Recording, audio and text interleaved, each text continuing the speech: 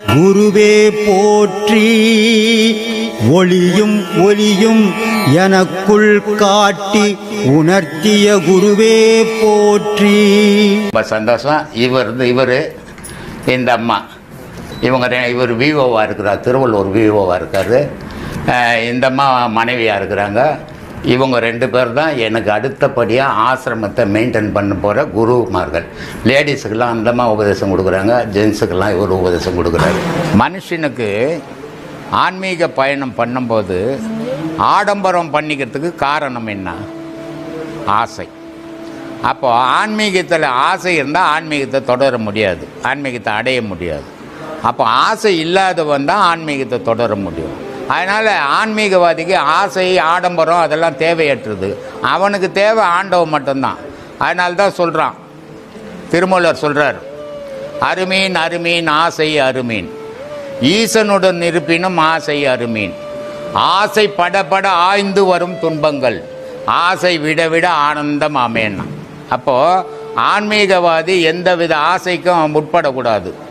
அஞ்ஞானி உட்படுவான் எல்லா ஆசைக்கும், எல்லா ஆடம்பரத்துக்கும்.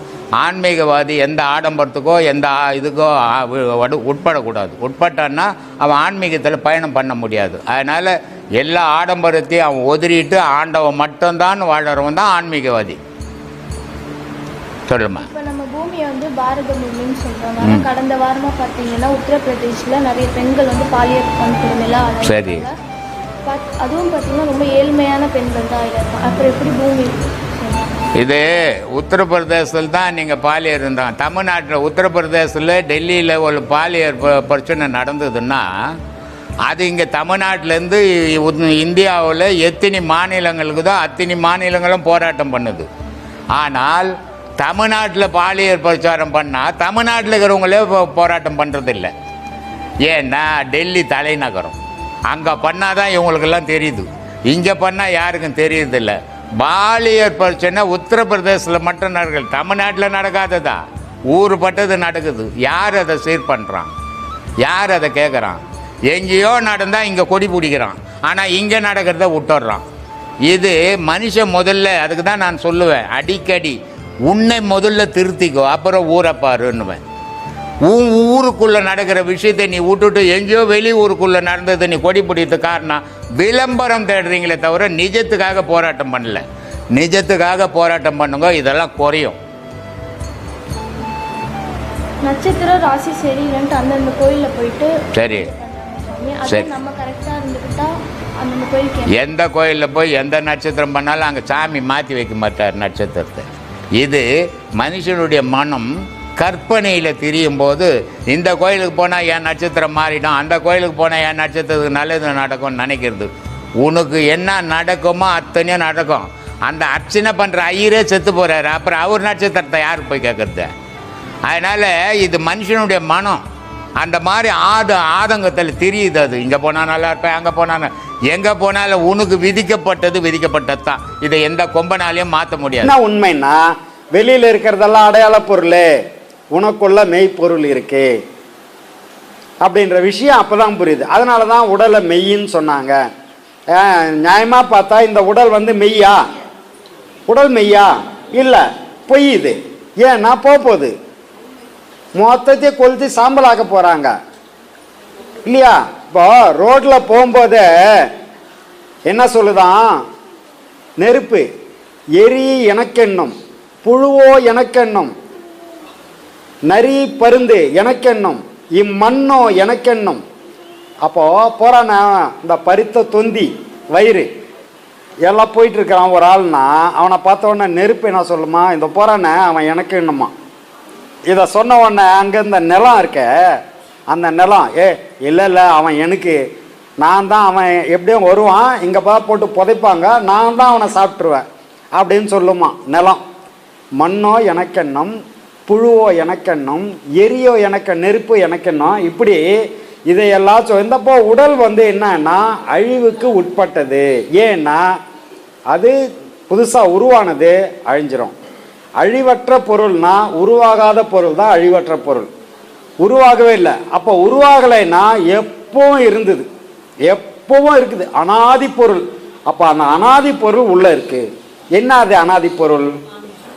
ஆன்மாங்கிற அனாதி பொருள் உள்ள இருக்கு, அதனால அதுக்கு அழிவில்லை, அது மெய்ப்பொருள். அப்ப மெய்ப்பொருளை சுமந்துகிட்டு இருக்கிற இந்த உடலை மெய்யின்ட்டாங்க.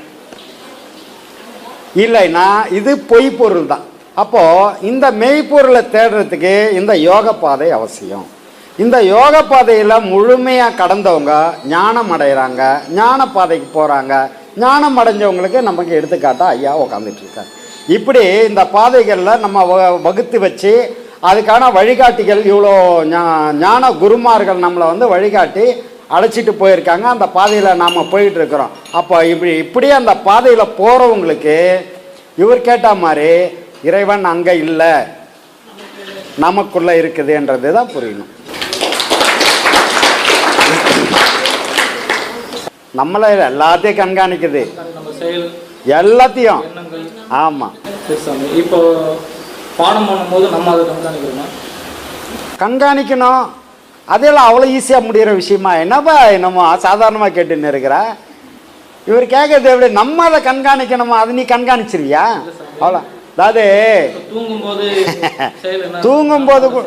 தூங்கும்போது உனக்கு ஒன்றுமே கிடையாது, பொறிப்புலன்கள் ஒடுங்கி போச்சு, மனம் அடங்கி போச்சு, நீ எங்கேருந்து கண்காணிப்ப?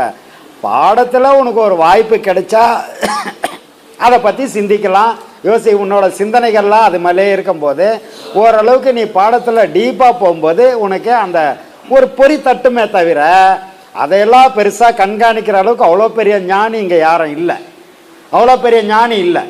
ஆனால் அந்த பாதையை நமக்கு காமிச்சிருக்காங்க, நம்ம போய்கிட்டு இருக்கிறோம். இன்னும் அடையலை, யாரும் இன்னும் போய் அடையலை, ஆனால் அடைஞ்சிடலாம். அதுக்கான வழிவகைகள் நமக்கு தெரியும். தெரியாமல் எவ்வளோ பேர் இருக்காங்க, நமக்கு தெரிஞ்சு வச்சிருக்கிறோம்.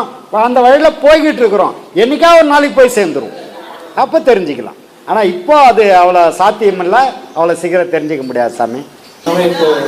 உடல் விட்டு உயிர் புரியுது சாமி. ஆன்மா புரியுது. ஐயா சொல்றாரு, அது அடக்கம் பண்றதுக்கும் அது பின்னாடியே இருக்கும். மறைஞ்சாதான் அடுத்த உடல் இருக்கும். அத உடல்ல நம்ம முன்னு கொடுக்கணும், போதிக்கணும். சரி, அப்பதான் அது அந்த இடத்த விட்டு நகரும் அப்படின்னு சொல்றாரு. இப்போ ஒவ்வொரு உடல் சாமி 4 வருஷம் 5 வருஷம்லாம் வச்சிருக்காங்க. ஆமா, அதெல்லாம் எப்படி சாமி? ஆன்மா கூடவே இருக்குமா இல்ல எப்படி சாமி? ஆன்மா தனித்து இயங்காது. இல்ல, அவர் கேட்கறது என்னன்னா, இந்த மம்மின்னு கேள்விப்பட்டிருக்கீங்களா? மம்மி ஆங்கிலத்தில் எகிப்துலலாம் பிரமிடுகளில் வச்சிருவாங்க. இறந்துட்டா எடுத்துகிட்டு போய் வச்சிருவாங்க. மன்னர்கள் பரம்பரை அதெல்லாம் அவங்கள வச்சிருவாங்க. இப்போ ஜிஹெச்ல கூட 6-7 வருஷம் 8 வருஷம் அந்த ஃப்ரீசர்லாம் இருக்கு சாமி. அதாவது யாருன்னே தெரியாத ஆள்லாம் வச்சிருக்காங்க. அப்படியா? அன்னோன் பர்சன்னா அப்படி வச்சுக்க கூடாது. ஆன்மா எப்படி சாமி கூட இருக்குமா இல்லை அதோட டிராவல் அடுத்தது வேற ஏதாவது? அது போயிடும்பா. ஆன்மாவை பொறுத்த வரைக்கும் தனித்து உடல் இல்லாமல் அது இயங்க முடியாது. உடல் இல்லாமல் இயங்க முடியாதுன்றதால அது சுற்றி சுற்றி பார்க்கும். சுற்றி பார்த்துட்டு கடைசியாக உடல் எடுக்க அது போய் தான் ஆகணும். அது இங்கேயே இந்த உலகத்தில் அதால் தனித்து இயங்க முடியாது. அதனால் ஆன்மா உடல் எடுக்க போய்டும். நீ இந்த உடலையே வச்சுக்கிட்டு இருந்து பல வருஷங்கள் இருந்தாலும் கூட அது இருந்துட்டு போகுதுன்னு ஆன்மா போயிடும், உடல் எடுக்க போயிடும். ஆமாம், ஒரு கட்டத்தில் இல்லை, 10 நாள் தாக்கு பிடிக்கிறதே பெரிய கஷ்டம். அதனால தான் 16வது நாளில் காரியம்னு ஒன்று வச்சு அன்னைக்குள்ளே எல்லா கதையும் முடிச்சிட்டான்.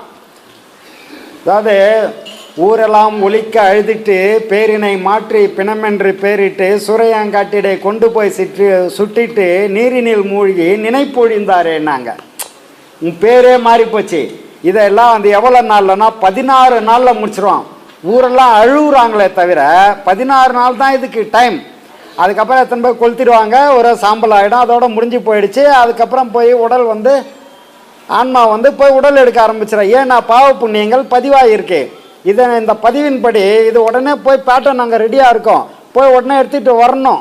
அது அதோட விதிக்கப்பட்ட விதி. அதனால் அது போயிடும், அது போய் உடல் எடுத்துகிட்டு வந்துடும். அதனால் இதை வச்சிட்டு இருக்கிறாங்கன்றதால அது போகாமல் வெயிட் பண்ணுறதுக்கு ஒன்றும் வேலை இல்லை. ஏன்னா தனித்து இயங்க முடியாது ஆன்மாவால், உடல் இல்லாமல். அதனால தான் ஆன்மாலாம் இறைவனின் ஒரு கூறு, ஏற்கனவே இருக்கக்கூடிய அனாதி பொருள். அது விருப்பம் இருந்து ஏதாவது செய்யணும்னா நம்ம ஆக்சிஸ் பேங்க் அக்கௌண்ட் இருக்கு, இங்கே கியூஆர் கோடு இருக்கு, அதுல உங்களால முடிஞ்சதை நீங்க செய்யலாம். அன்பே சிவம் மனமே குரு என்றுணர்த்திய குருவே போற்றி. சத்தும் சித்தும் எதுவென்று உணர்த்திய குருவே போற்றி. எனக்குள் இறைவனை உணர வைத்த குருவே போற்றி. நித்திய ஆனந்தமான நித்யானந்த குருவே போற்றி. குரு பிரம்மஸ்ரீ நித்யானந்தரே போற்றி போற்றி. ஆகாமியத்தை உணர வைத்த குருவே போற்றி. இன்ப துன்பம் நாட்டம் எதுவென்று உணர்த்திய குருவே போற்றி. ஈசனை